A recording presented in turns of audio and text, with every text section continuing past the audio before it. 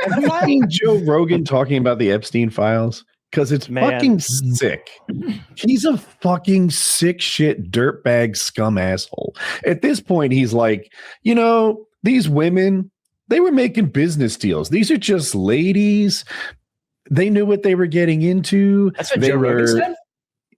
Joe Rogan is just nodding along as he and his guest advance this narrative. Was the guest an Epstein chef or something like that? I just saw it. I think they got like Epstein's private chef Peter on there or something like that. I read that and I saw a little bit of the interview, but I didn't know who the man was he was interviewing. I didn't recognize him. They got to investigate all these. No, I don't think it's the chef. It's a totally bald dude. Yeah, that guy. Basically, they were soft peddling the whole thing. It was very much like when we had who's the Subway pedophile? Jared. Oh, Jared. Mm-hmm. Well, we had Jared Fogel's friend on, and he starts going like, "Yeah, those girls, they were out to make money and to take advantage of Jared, and those ladies of the night." And I'm like, "Ladies of the night," and I start Googling because I don't know what the victims look like in the Jared Fogel's case. They're these mousy little glasses wearing, brown haired 13 and 14-year-old girls who look like they just want someone to give them some attention. They are victims. And this guy's going on about ladies of the night who took payment. And that's crazy. What Joe Rogan is doing right now with the biggest platform perhaps the world has ever seen. And he's peddling that. That's crazy. That's wild. Yeah. That's insane. I feel like I've seen him talking about it with Tim Dillon, like pretty handedly. Some of what they said, some of what they said is just plain factual. What the guy was sort of saying, and what he was trying to do was he was saying, I only saw him with young legal women, and also some of the people who are implicated in this are from countries and jurisdictions where the age of consent is far, far lower. 15 or 16, and he's making that case to Joe, and Joe's just like, right. Yeah. Where is it that 13-year-olds give toothy blowjobs, then get beaten by Donald Trump, and that's okay? Well, nowhere. Do you really want to know? Because I got a guy. Well, you don't have a guy anymore. I think they got him. Unless he's still living. Well, he hasn't been answering my emails lately, but I'm sure he stopped his Epstein's account, his Fortnite account was active in 2023. Really? And he was apparently cracked as well. That's what I keep saying. Yeah, I don't know. Yeah, it's unbelievable though. It's unbelievable though that people that like there's nobody going to be arrested. I feel like, right? Everything's going to come crashing down. They will in Europe. The Europeans, right. They're already starting. Will get people. Norway's falling apart. Fucking Norway is literally falling apart right now. They're the son, or I'm going to butcher this. Some royalty son has like multiple counts of rape that they're dealing with. The princess of Norway was active with Epstein for a way longer time. Like Norway, I've had a couple of my audience members who are Norwegian who have reached out and have been like, dude, you have to do a video about this. Norway, we're like about to abolish the royalty in Norway because of everybody. Like they're all implicated. There's no point of representation whatsoever. It's not bread and circus, and there's no benefit to it. It's not a distraction anymore in any positive way. It's completely negative.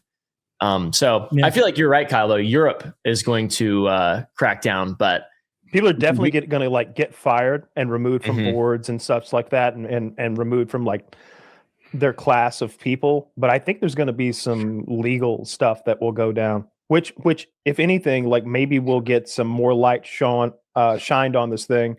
Shown upon this thing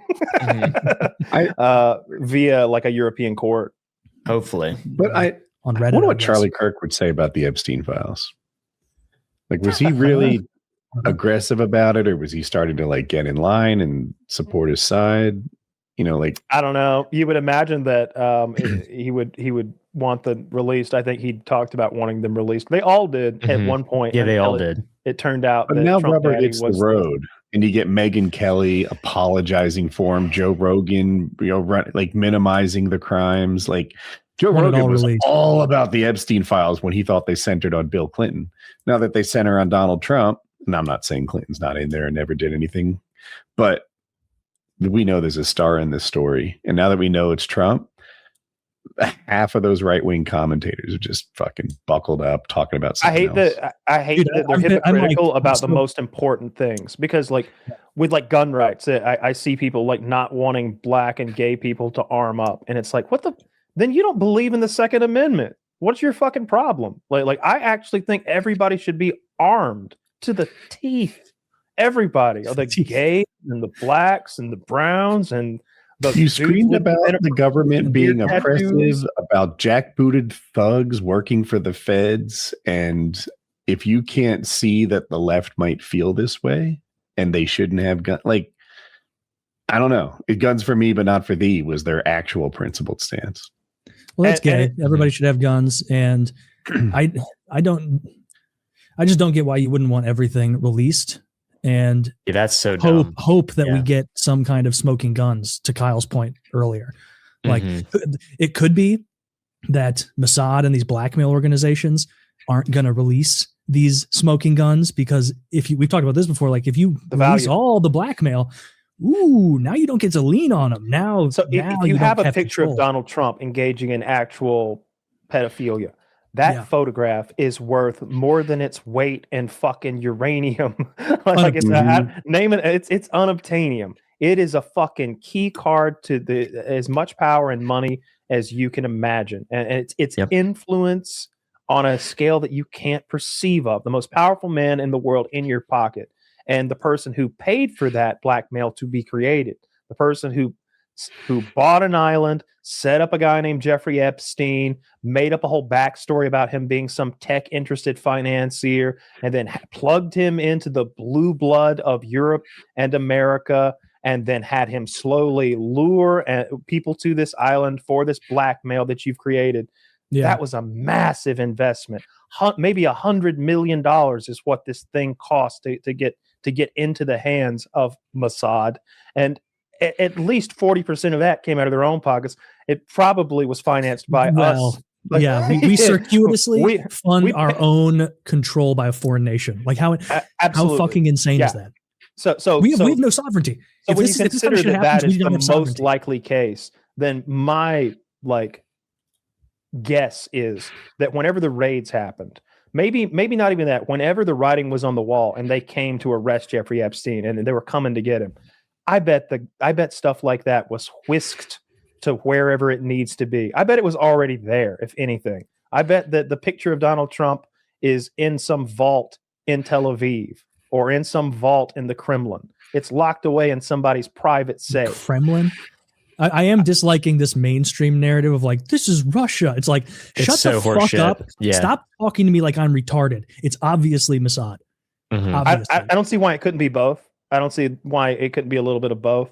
But I certainly don't want to take any diametrically that should 100% be on Mossad. I've heard the Russian thing just recently, but I didn't know enough to parrot it. Like I try to get my facts right. I don't always get them right, but it's hard because when they release emails, I'm convinced sometimes they release nonsense to try and debunk other stuff, like stuff they add in there and try and mislead. And so then they can go, oh, well, this story about George H.W. Bush raping a baby to death and then cutting it in half with a bastard sword. That's so silly. Who could believe that? That's what all these accusations are. And then they just roll with it. Yeah. A hand and a half sword.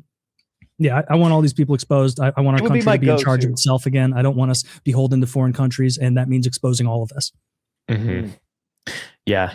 I will say Putin didn't go to his house 40 times, but Ehud Barak, the prime minister of Israel, did. So yeah, really, that's pretty terrifying. I'm sure that's not what you're getting at, but I keep hearing people say I didn't go to the island, as if that's parallel to I didn't do anything wrong. Irrelevant. And I'm like, listen, this guy delivered girls to wherever you were. Yes. Stop saying I didn't go to the island. He had 7 homes, I think. He had like 7 homes or something like that across the world. Again, that mansion in New York is like something out of a fucking, it reminds me of the mansion from Succession. It's insane. Like it's 21,000 feet, 7 floors in New York. Like I was like, people live in real estate like that in New York? What does that thing cost? Did you say 27 floors? 21,000 square feet, 7 floors. Oh, 7 floors. Still though. Yeah. And the decoration is odd and ghoulish. I saw this letter from Woody Allen, where he described going to Jeffrey Epstein's mansion in New York. Like, he was like, it was very much like visiting Count Dracula. He always had 3 very young women, like in attendance, sort of servicing the household, like the same way Dracula had those drink 3 their blood. Had those 3 ladies, and it was always very odd and weird, stiff jokes that I didn't understand the punchline to. Yeah, and he literally called him Count Dracula. Dude, the Satan stuff.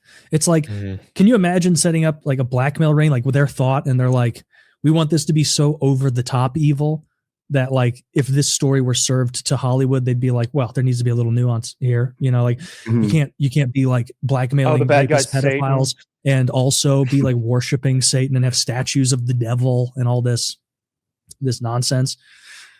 It's pretty horrible.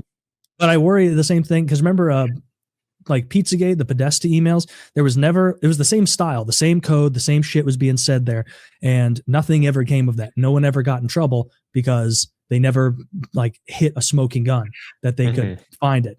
But now it seems like this sort of thing, even if it didn't happen at a pizza restaurant, who fucking knows? But we know this is happening. Yep. Our country's been controlled for decades, is what everybody should be finding out right now. A foreign country controls our foreign policy. Like we do things on behalf of them. It's out of control. You can't, like, we need sovereignty back. Enough. Agreed. My biggest frustration is the like right-wing newsosphere who, suddenly they loved it when it was about Clinton. It's all they wanted to talk about. Now that it's about Trump, these young ladies were business women. They knew what they were signing up for. He's not technically a pedophile. It's a herbophile or whatever. Hepophile. Thank you. They like their gummies. I just see them painting it in an entirely different light. Now that Trump is the focus of the Epstein files, it's like, we still talking about this, normalizing Joe fucking Rogan acting like, this was all going, it's not a big deal now. He's carrying water for him. Wild. Joe Rogan was invited to the island. He turned it down. Like, he did the principal thing. He didn't want anything to do with it. Good for Joe. Yeah.